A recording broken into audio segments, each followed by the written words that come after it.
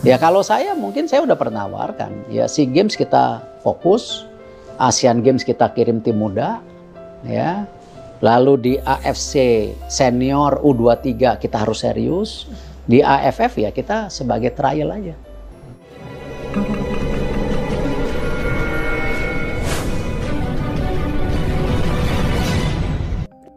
AFF disebut tak rela timnas Indonesia lolos semifinal Piala AFF 2020 penyebabnya.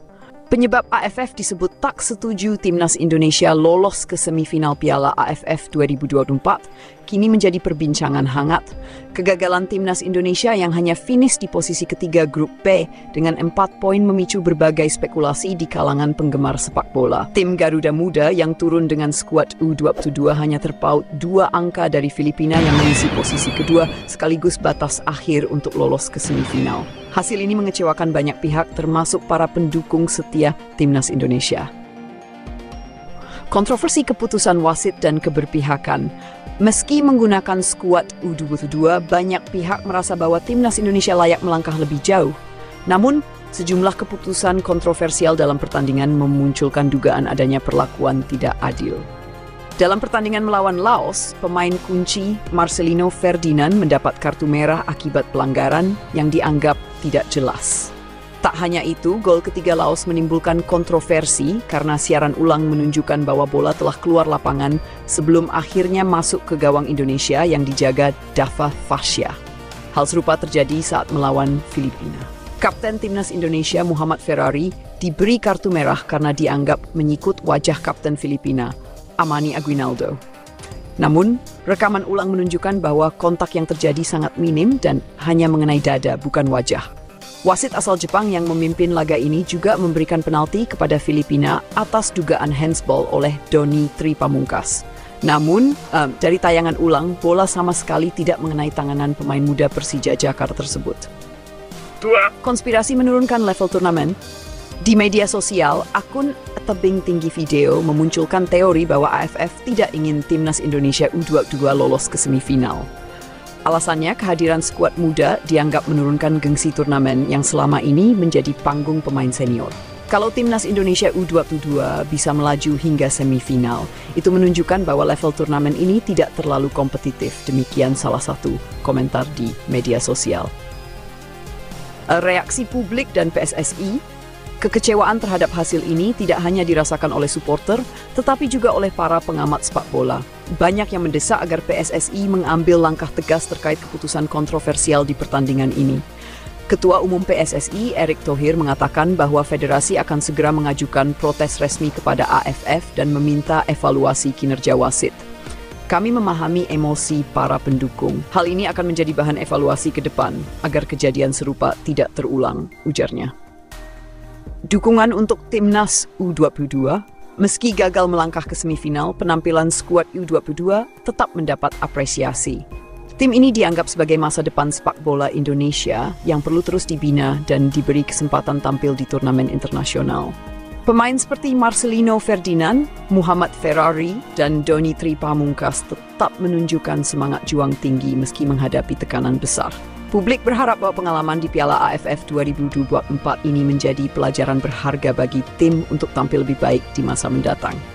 Gagalan timnas Indonesia lolos ke semifinal Piala AFF 2024 menjadi catatan penting dalam perjalanan sepak bola nasional.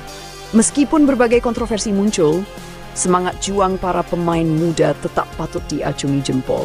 PSSI diharapkan segera melakukan evaluasi mendalam baik dari sisi teknis maupun non-teknis agar timnas Indonesia bisa tampil lebih solid di turnamen internasional berikutnya. Di sisi lain, AFF juga perlu meningkatkan profesionalisme dan transparansi untuk menjaga kepercayaan publik terhadap turnamen ini. AFF sebut Indonesia berpotensi juara jika kirim skuad senior, namun skuad muda disebut tak diunggulkan. Jakarta, Desember 2024. Ajang Piala AFF 2024 menjadi perbincangan hangat di kalangan pencinta sepak bola Asia Tenggara. Federasi Sepak Bola AFF menyebut jika Indonesia mengirimkan skuad senior bertabur pemain naturalisasi seperti Martin Paes, Kevin Dix, Mies Hilgers, Sandy Walsh, Shane Patinama, Calvin Verdonk, Ragnar Oratmangun, Nathan Joe, Jordi Amat, Justin Hubner, Elkan Bagot, Il Vergener, dan Ole Romeni, maka tim Garuda akan menjadi kandidat kuat juara dan berpotensi besar mengangkat trofi di ajang tersebut. Namun keputusan timnas Indonesia yang memilih mengandalkan pemain muda berbasis lokal justru dianggap sebagai langkah yang kontroversial. Skuad Garuda muda yang dihuni oleh nama-nama seperti Muhammad Ferrari, Pratama Arhan, Doni Tripamungkas, Ronaldo Kuateh, dan Victor Detan dinilai AFF memiliki potensi besar untuk berkembang, tetapi belum cukup matang untuk menghadapi tim-tim besar seperti Thailand, Vietnam, dan Malaysia. Indonesia memiliki sebenarnya pemain naturalisasi yang kini menjadi andalan di klub-klub Eropa. Martin Paes misalnya merupakan kiper yang bermain di Major League Soccer dan telah menunjukkan performa luar biasa. Kevin Dix dan Sandy Walsh adalah pemain bertahan yang kokoh dan memiliki pengalaman bermain di liga-liga top Eropa. Mies Hilgers dan Calvin Verdonk, dua bek yang solid dengan kemampuan duel udara yang luar biasa, melengkapi sektor belakang. Di lini tengah, Indonesia memiliki Ragnar Oratmangun dan Nathan Joe yang dikenal memiliki visi bermain dan kemampuan distribusi bola yang brilian. Sementara di lini depan, kombinasi Ole Romeni berikan ancaman serius dengan kemampuan mencetak gol mereka. Jika Indonesia menurunkan skuad senior seperti itu, sulit bagi tim manapun di Asia Tenggara untuk mengalahkan mereka.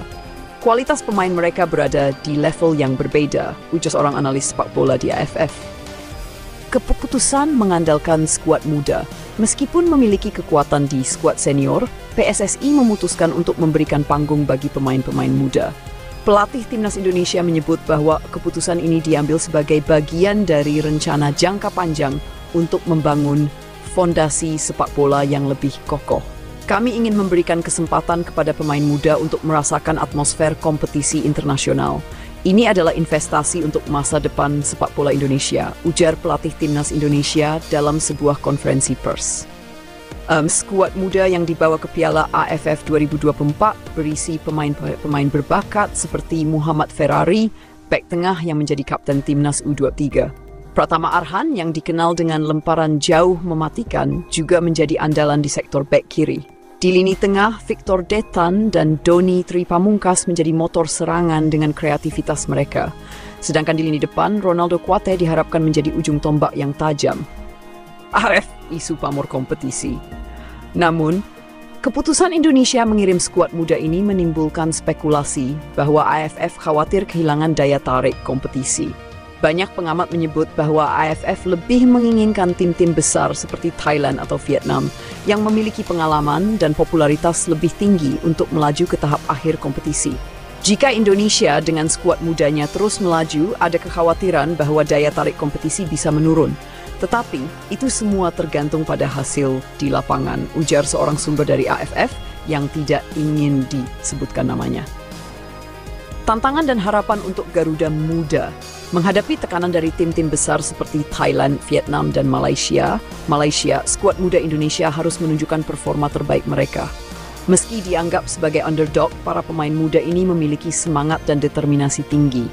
Kami tahu banyak yang meremehkan kami karena usia dan pengalaman, tapi kami di sini untuk membuktikan bahwa kami bisa bersaing, ujar Muhammad Ferrari dalam sesi wawancara. Keputusan Indonesia untuk mengirimkan skuad muda ke Piala AFF 2024 menuai pro dan kontra.